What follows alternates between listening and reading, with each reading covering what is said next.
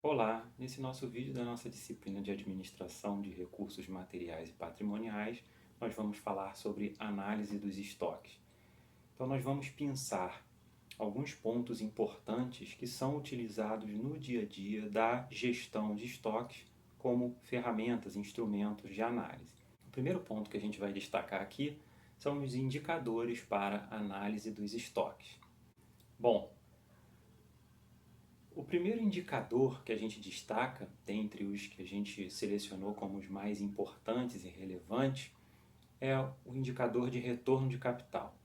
Esse indicador ele é a avaliação do retorno de capital investido em estoque, baseado no lucro das vendas e no capital investido em estoque.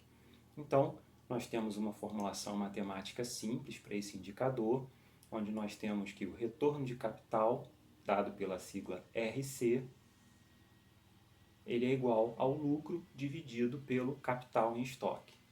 Esse resultado vai ser dado em percentual. O segundo indicador que a gente destacou é o indicador de giro de estoque. Então, esse indicador ele mede quantas vezes em uma unidade de tempo o estoque se renovou ou girou. Ele é dado pela formulação matemática que nós colocamos a seguir, onde nós temos o giro, que nós vamos medir em quantidade de giros, ele é igual ao consumo que a gente teve no período de uma determinada unidade, de um determinado item de estoque, dividido pelo estoque médio no período, ok? Então, se nós tivermos o consumo no período de um determinado item medido em unidades monetárias, dividido pelo estoque médio também em unidades monetárias, nós temos o nosso giro de estoque, ou seja, quantas vezes aquele estoque se renovou naquele período de tempo que eu estou analisando. O terceiro indicador é a cobertura de estoques. Então, ele mede o período de tempo que o estoque será suficiente para cobrir uma demanda média. Para calcular a cobertura de estoque, nós vamos precisar do giro que nós calculamos com a formulação anterior. Então, a cobertura de estoques ela é dada pelo período de tempo em estudo, então isso pode ser em dias, meses, anos. No caso da nossa formulação, a gente está trabalhando com dias, ok? Dividido pela quantidade de giros. E aí eu sei quanto tempo cada um dos giros foi suficiente para cobrir a demanda. Um segundo ponto importante para a gente tratar na nossa disciplina é uma técnica para apoio à análise de estoques, que é o que a gente chama de curva ABC. Tá? A curva ABC é um método que pode ser utilizado em qualquer atividade ou trabalho e foi adaptado para o caso da análise dos estoques, ok? Então, a utilização da curva ABC é vantajosa porque permite as imobilizações em estoque sem prejudicar a segurança. Por quê? Ela é uma forma de você identificar grupos em que você vai dar prioridade para o controle e para a gestão, onde você vai empreender mais esforços para isso. Tá? Então, a curva BC ela é assim chamada, como nós já dissemos, porque nós dividimos os dados, os estoques, em três categorias distintas, denominadas classes A, B e C. Então, os itens de classe A, eles são os itens mais importantes e que devem receber toda a atenção no primeiro momento do estudo. E é nesses itens dessa classe que a gente, como gestor, toma as primeiras decisões sobre os dados levantados, ok? Bom, e é claro que, nesse caso, os itens A eles correspondem a uma pequena fração dos itens totais dos estoques, mas a maior parte da importância monetária investida em estoque. Os itens de classe B são os intermediários, né? Eles deverão ser tratados logo após as medidas tomadas a favor dos itens de classe A. São os segundos em importância. E os itens de classe C são os itens de menor importância, pois têm um valor monetário muito reduzido. Então, eles devem ser tratados somente após todos os itens A e B serem avaliados. Ok? Bom, para a gente entender um pouquinho melhor, a gente tem um gráfico que a gente mostra para vocês em seguida, que ele leva em consideração, né, os itens a sua importância, então item A, B e C a sua importância, e o percentual acumulado de valor desses itens no estoque. Então vamos dar uma olhadinha no gráfico que vocês vão entender melhor. Essa figura mostra para a gente um gráfico que apresenta a curva de Pareto, ou curva ABC, ou ainda curva 80-20. Tá? O que ele mostra para a gente? O percentual de itens que eu tenho no meu estoque, ok? E o percentual acumulado que esses itens representam de valor de uso, ok? Então a gente tem aqui, por exemplo, para que vocês entendam essa classificação, os itens que a gente chama de itens A. Então, os itens A, nesse nosso caso aqui, eles estão representando aproximadamente 20-25% dos itens de estoque, ok? Dos tipos de produtos que a gente tem em estoque. E esses 20-25% a gente consegue perceber que eles estão representando mais de 70% do valor do estoque, ou seja, são poucos itens que representam a maior parte do estoque em termos monetários, em termos de valor, ok? Então, os produtos que estão aqui, né, os itens que estão aqui nesse nosso gráfico, né, com seu percentual acumulado, representam o que a gente chama de região A, ou seja, a região dos itens classificados como A. Os itens B, eles partem aí de 20, 25 a 50%, ok? E eles representam um percentual de mais ou menos 15%, ok?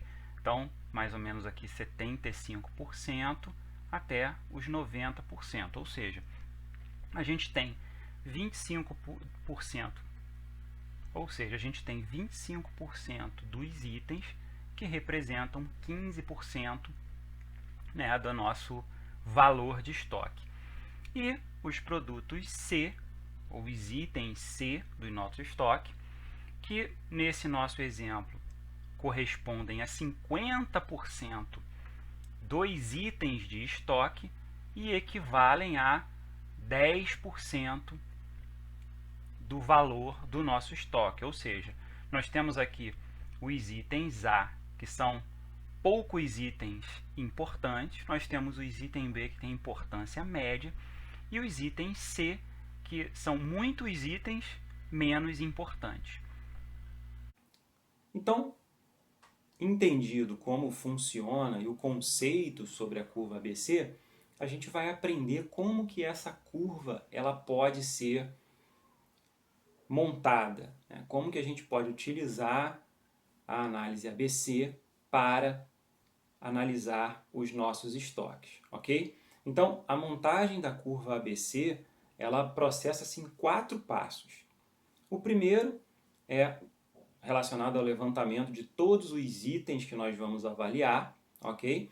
Com os dados, suas quantidades, preços unitários e os preços totais. Isso considerando um intervalo de tempo, ok? O segundo passo é colocar todos os itens em uma tabela em ordem decrescente de preços totais e sua somatória total, ok? Nós vamos dar um exemplo daqui a pouco que vocês vão entender melhor. Essa tabela ela deve estar composta das seguintes colunas. Então, item, nome, número do item, né, o código do item, o preço unitário, o preço total do item e o preço acumulado com a sua respectiva porcentagem também acumulada, ok? Depois disso, que nós temos essa tabela pronta, o próximo passo é dividir cada valor total de item pela somatória total de todos os itens. E aí a gente vai colocar a porcentagem obtida em sua respectiva coluna, ok? E finalmente, a gente vai dividir todos os itens em classes A, B e C, de acordo com a prioridade da organização e o tempo disponível para tomar decisão sobre os estoques, ok? Então, se vocês acompanharem com a gente essa tabela, vocês vão entender melhor esses passos já efetuados e concretizados na respectiva tabela. Então, nessa tabela que exemplifica, né, o processo de montagem da nossa curva ABC, nós temos aqui os itens 1, 2, 3 até 18, a descrição desse item, ok? Que nós estamos colocando aqui como letras.